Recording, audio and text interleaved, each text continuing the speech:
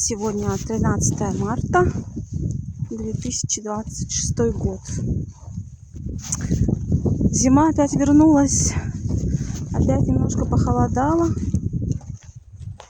Снег выпал. И как будто зима началась сначала. Но хорошо, хоть нету минус 30. Вот. Жду потепления. Очень жду.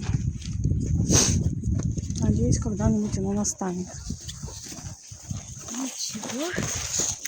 Причем полное потепление. Это будет прекрасно. Будет прекрасно и хорошо. Ой, что я несу? Ой. Скорее тепло.